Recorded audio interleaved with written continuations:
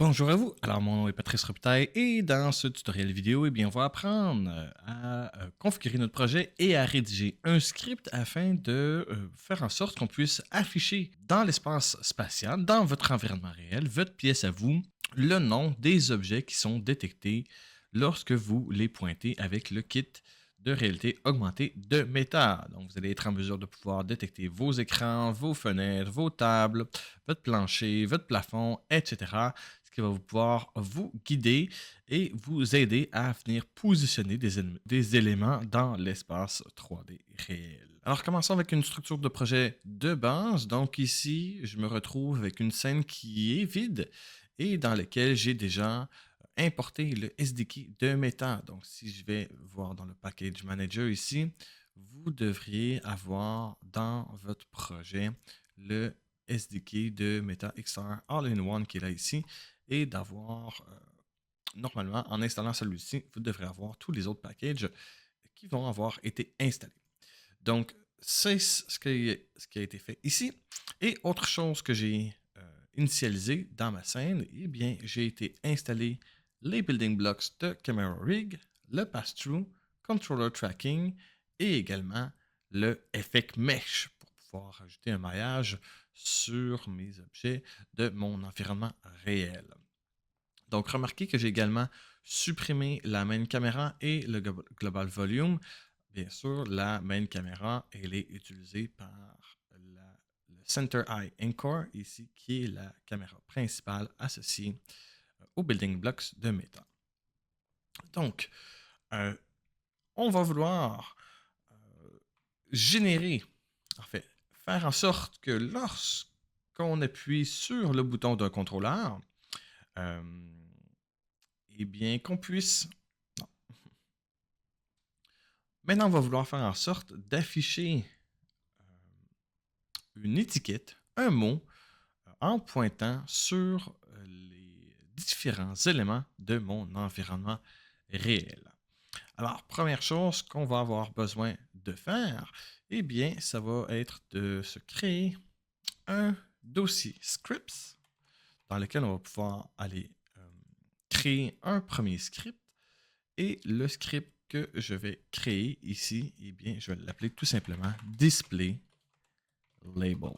Je vais ouvrir ce script. Alors voilà, donc on se retrouve dans notre script display label et maintenant on va vouloir ajouter une première variable privée qui va être sérialisée, donc privée, accessible donc à travers notre éditeur. Et le nom que je lui ai donné, c'est le restart point. En fait, nous allons faire un tracé de rayon et on va déterminer le point de départ de ce rayon-là qui va finalement se retrouver sur un de nos contrôleurs de notre choix. Donc, on pourra définir le contrôleur, le point d'ancrage du contrôleur à cet endroit-ci. Deuxième variable qu'on pourra être intéressé à créer, c'est la longueur d'un rayon. Alors ici, c'est la longueur maximale que notre rayon va avoir.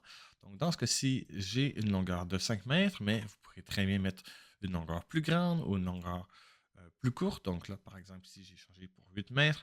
Si vous êtes en présence d'une très grande pièce, ça pourrait être utile. Autre variable que je vais créer, en fait, pour y accéder, on va avoir besoin d'importer un package de Meta. Je vais importer le meta.xr.mrutilitykit. Voilà ici. Et je vais me créer une variable qui va être du type mruk anchor. Oui, point scenes label. Et je vais l'appeler label filter.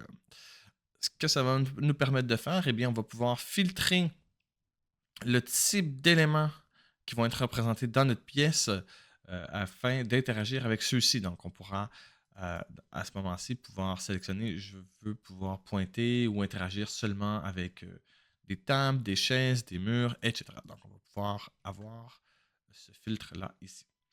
Et dans un quatrième variable qu'on va se créer, ça va être un GameObject qui va être associé à notre objet qui va contenir l'affichage texte et possiblement un autre GameObject pour visualiser là où on pointe dans l'espace réel.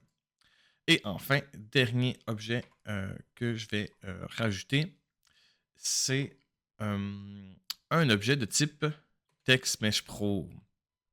Donc, bien sûr, pour importer le TextMesh Pro, pour utiliser TextMesh Pro, je vais importer un autre package. Je vais importer le TM Pro dans ce cas-ci.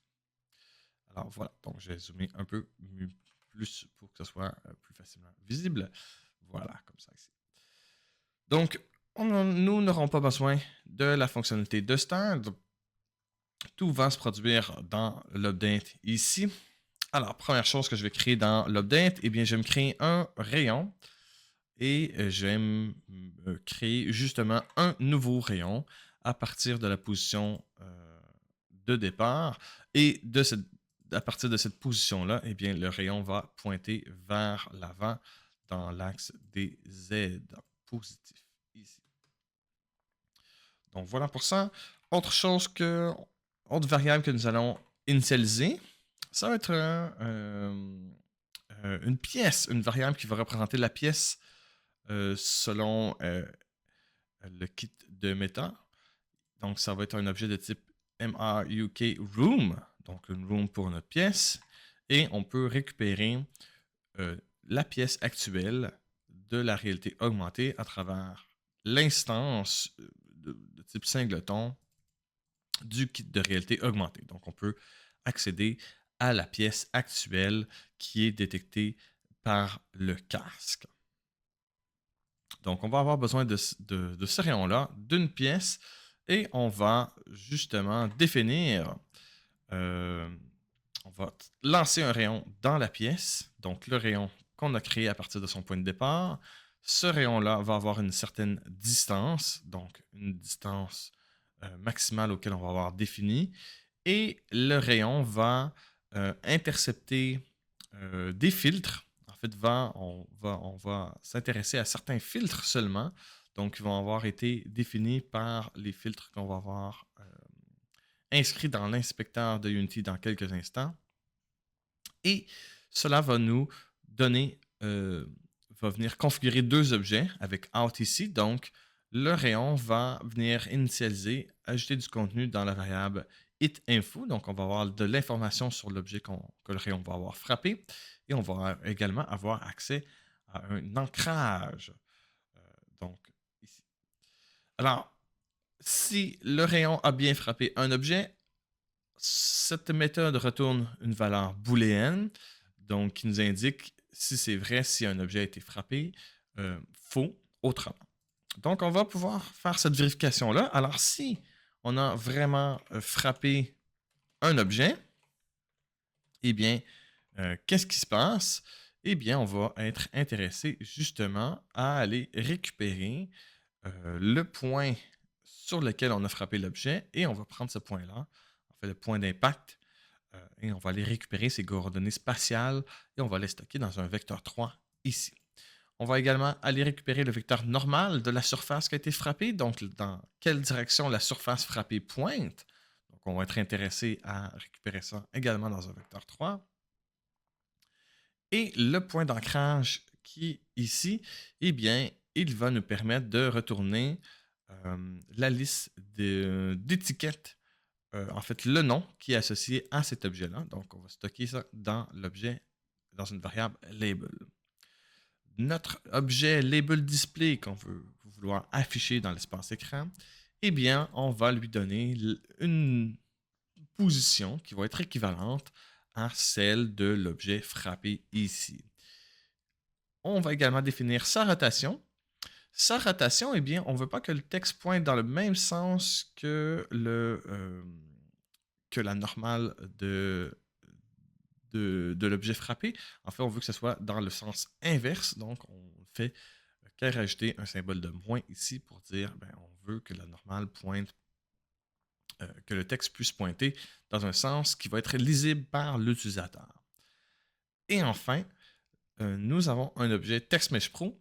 Donc, dans l'objet TextMesh Pro ici, eh bien, on va définir sa valeur de texte. Et dans mon cas ici, j'ai inscrit encore 2 points, le nom de l'objet qui va être frappé. De retour dans Unity, eh bien, on a notre script qui est là. Pour l'instant, notre script n'est pas positionné n'est pas actif dans la scène. Donc, je vais me créer... donc, bien sûr, il est en train de compléter. Alors, je vais me créer un nouvel objet.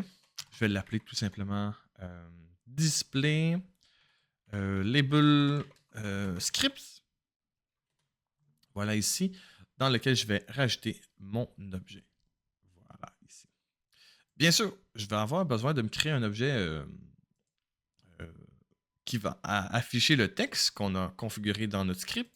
Donc, je vais me créer un autre empty object, display label, que je vais réinitialiser à 0. En fait, je devrais vérifier la même chose pour cet objet-ci, pour les bonnes pratiques. Donc, mes deux objets sont bien à 0, 0 dans ce cas-ci. Dans mon display label, eh bien, ce que je vais faire, eh bien, je vais vouloir ajouter un sous-objet.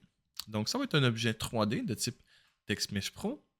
Alors, vous allez avoir ce pop-up qui vous demande d'importer le package TextMesh Pro. Bien sûr, on va accepter d'importer ce package. Voilà, on ferme la fenêtre qui est ici. Et là, on peut voir que j'ai un énorme texte qui se présente à moi. Bien sûr, comparativement à la taille des contrôleurs, on comprend que c'est beaucoup trop gros.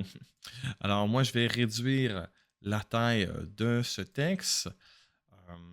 Allons-y avec 0,03. Alors, 0,03 X, Y et Z. Voilà, donc je vais vérifier si la taille de mon texte, ça semble être pas si mal. Super.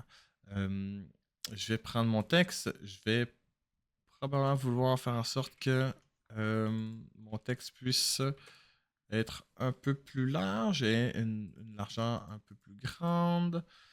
Je vais centrer mon texte verticalement et horizontalement ici. Voilà. Et je vais même pouvoir changer sa couleur. Donc, je pourrais aller chercher une couleur jaune pur, par exemple. Voilà, ici. Et je vais augmenter légèrement la hauteur de mon texte. Pourquoi? En fait, je vais vouloir rajouter un autre objet. Dans ce cas-ci, je vais me rajouter un cylindre. Voilà, oui. Et mon cylindre, eh bien, va être finalement l'indicateur de mon point d'ancrage sur l'objet. Donc, je vais pouvoir déterminer à quel endroit est-ce que mon rayon pointe finalement sur cet objet-là. Donc, bien sûr, mon cylindre est beaucoup trop gros. Je vais le rapetisser. 0.5, 0.05, 0.1, 0.5. Voilà, comme ça ici. Et je vais également modifier sa position. C'est mieux que mon cylindre puisse reposer sur la surface où va se situer le texte et l'objet frappé par le rayon. Donc voilà, alors ça peut être satisfaisant. Bien sûr, je pourrais modifier mon cylindre, mettre un autre indicateur, mais pour moi, ici, ce sera suffisant. J'ai mon script display label qu'on va avoir besoin de configurer. Maintenant, à partir de quel endroit, de quel point est-ce qu'on veut tracer notre rayon? Eh bien, pour moi, ça va être dans la caméra rig. Et la caméra rig inclut des objets comme les yeux, mais également des encres pour la main gauche, la main droite. Ça indique main, mais à l'intérieur, moi, j'ai installé les composants contrôleurs. Donc, on a accès aussi également à des ancrages de contrôleurs. Moi, je vais tout simplement y aller avec l'ancrage plus générique qui est des mains. Donc, je vais prendre celui de la main droite dans ce cas-ci. Mon rayon, je l'ai configuré à 8. Je pourrais très bien modifier sa configuration ici. Donc, il n'y a pas de problème. Pour les labels, quels sont les éléments que avec lesquels je voudrais que mon script puisse interagir? Ben, moi, je voudrais qu'il puisse interagir avec tout, sauf le global mesh. Donc, j'ai coché everything et j'ai décoché le global mesh ici. Pour le label display, eh bien, tout ce que j'ai à faire, c'est de prendre, oui, mon objet display label ici Et pour le label texte, eh bien, je vais aller chercher la portion texte de cet objet. Et voilà, mon label, mon script display label a tous ses propriétés de configurer. De retour dans mon éditeur de script, eh bien, je vais rajouter quelques vérifications supplémentaires pour être sûr qu'il n'y ait pas d'erreur qui puisse se produire. Donc, la première chose que je vais faire ici, c'est je vais vérifier s'il y a bien une pièce qui est détectée. Donc, je vais me rajouter une condition. Si la pièce est nulle, eh bien, on va simplement effectuer un retour. On pourrait également s'ajouter un message d'avertissement pour dire qu'il n'y a aucune pièce qui a été trouvée. Donc, c'est ce qui peut nous être utile là, pour déboguer le tout. Nous avons pu observer, peut-être que vous avez pu observer dans la console qu'il y avait un avertissement. En fait, la méthode que j'ai utilisée ici, elle est obsolète. Et oui, donc il y a un nouveau script. En fait, c'est une méthode qui n'est plus recommandée. En fait, on doit changer tout simplement le nom de cette méthode-là par include. Donc, c'est un peu plus clair. On va chercher les étiquettes, les labels qui sont inclus, donc celles qu'on veut inclure dans le projet. Il existe également une autre variante qui serait plutôt de préciser celles qu'on voudrait exclure. Donc, nous, on veut préciser celles qu'on veut inclure dans le système de détection. Nous avons un autre problème ici, similaire. Encores labels est obsolète. Donc, auparavant, on pouvait retourner plusieurs labels en lien avec des ancrages. Maintenant, il est préférable d'accéder directement à un objet label d'un ancrage et on peut convertir en string ce label-là pour l'obtenir de cette façon-ci. Donc là, on va avoir un script qui va être plus à jour et plus durable dans le temps. Donc voilà. Alors, donc on peut maintenant sauvegarder le tout, retourner dans Unity et tester la configuration de notre projet. OK, mon application de Unity est lancée et je peux maintenant pointer avec mon contrôleur sur différents éléments. Donc, par exemple, je peux voir l'écriture d'ancrage sur la fenêtre, sur le mur, sur le plafond, sur mon écran qui est ici, sur le bureau, storage, le couch, etc. Donc, voilà. Alors, déjà une première étape de fait, je peux pointer et obtenir le nom des différents éléments qui sont détectés dans la pièce.